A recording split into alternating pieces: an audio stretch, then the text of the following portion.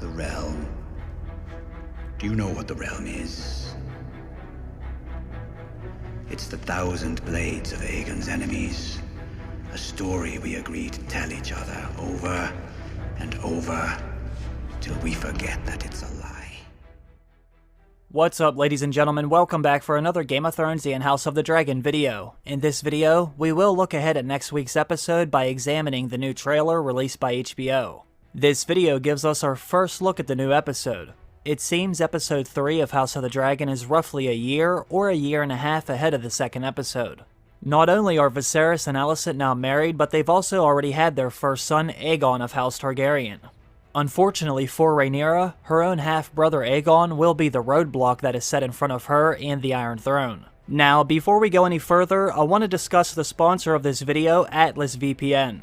As I'm sure most of you already know, all of us are at risk of having our identity stolen on a daily basis as more and more of our information and data goes onto the internet. What some of you might not know is that one of the best ways from stopping this from happening is by the use of a VPN service. This is something that I've actually been using every day for the last 6 months. Well, this month I've joined forces with AtlasVPN to bring you the most affordable deal on online protection for as little as $1.83 each month. Not to mention, they also have a 30-day money-back guarantee. Now, other than guarding your online identity, AtlasVPN also blocks malware and malicious links. Another thing it does is keep your Google searches private and even gives you access to online shopping deals and will notify you whenever someone is trying to steal your identity. One of my favorite things about AtlasVPN is it also gives you access to other regions' content on the different streaming services like Netflix. For example, if something is only available in the UK, all you have to do is switch your IP address to gain access to it in the US. Right now, AtlasVPN is running a massive discount to where you can actually get a 3-year subscription for only $1.83 a month. And like I said, that has a 30-day money-back guarantee as well. You can jump on that deal right now before the time runs out by going to the link in my description. I would recommend grabbing that deal now. Once again, I would like to thank AtlasVPN for sponsoring the video. As I was saying before, the introduction of King Viserys Targaryen's son will send shockwaves across the Seven Kingdoms. Now that Viserys finally has the son he always wanted, many of the lords and ladies who once swore fealty to Rhaenyra will now want Aegon sitting on the Iron Throne instead. She's about to find out firsthand just how right Rhaenys Targaryen was. There's definitely some men who would rather see the realm burn than to see a woman sitting on the Iron Throne, regardless if King Viserys does want Rhaenyra to remain as his heir. This is exactly the sort of dilemma we will see Viserys have to face head-on. Now that he has a son, everyone will be in his ear wanting him to name Aegon as the new heir. This matter of succession will fracture many of the relationships within the Red Keep. As you can imagine, Alicent and Rhaenyra's relationship will never be the same. We can see that Sir Otto Hightower will make sure of this as well. In the new trailer, we hear him say the road ahead is uncertain, but the end is clear. Aegon will be king. He's making it known that he doesn't give a shit what Viserys thinks or wants. He knows Viserys made Rhaenyra his heir. In fact, it was Sir Otto who was one of the loudest ones in the room suggesting that Viserys should make Rhaenyra his heir because he was afraid the Iron Throne would go to Daemon. Now he wants Aegon on the Iron Throne because it would obviously benefit him and his family the most. As always, he's looking out for his own investments. Now, assuming House of the Dragon does follow Fire and Blood, Viserys will have Rhaenyra stay on as his heir, although everyone will be whispering right over his shoulder, suggesting that he do otherwise. This will fracture the relationship of Viserys and Sir Otto, the same as it will Rhaenyra and Alicent. Like I said in my last video, lines will begin to get drawn in the sand as we see the Greens and the Blacks set their sights on one another. We've also started to see the disintegration of House Targaryen's relationship with House Velaryon. As we have seen in the first and second episode, Viserys hasn't listened to a single thing Lord Corlys Velaryon has said.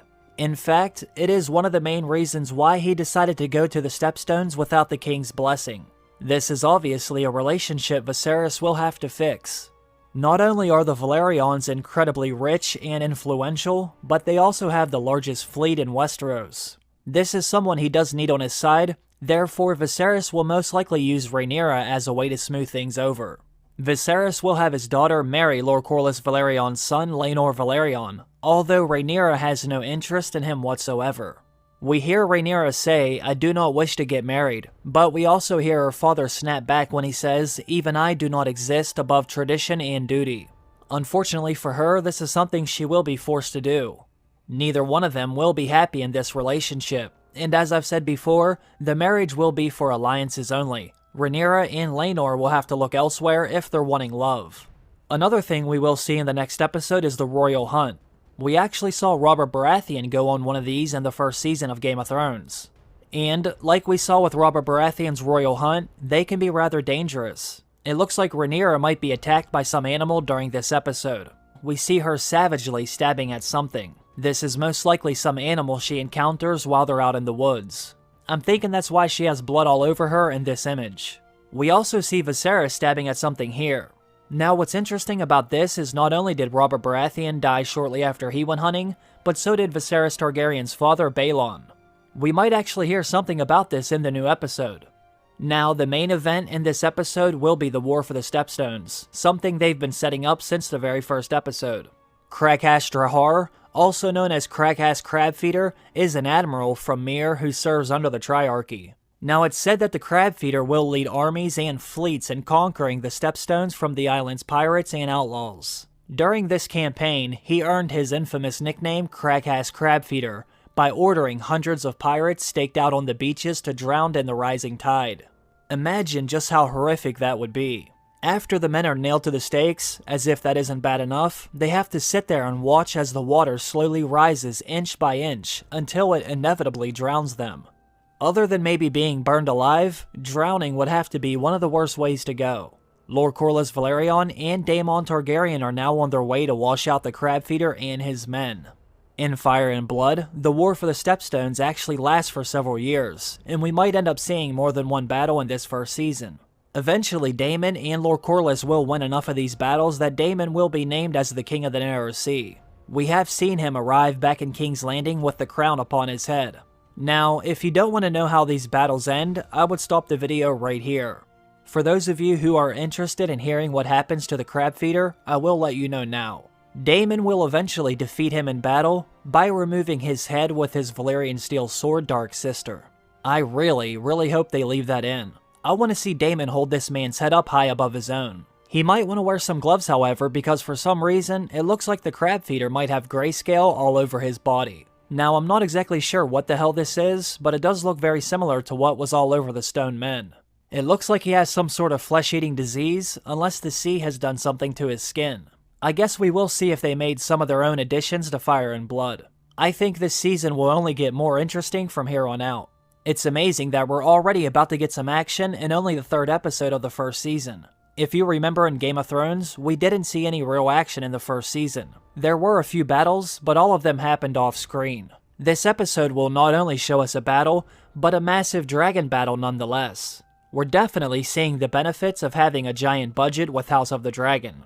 Now make sure you stay tuned because things are only going to get better as the season unfolds. It looks like the holding of hands is now over. Rhaenyra and Alicent will be out for blood. The only thing that now stands in their way of the Iron Throne are each other. As always, I want to thank everyone for stopping by and watching my video. I hope all of you have a great day. I will see you again very soon. Bye.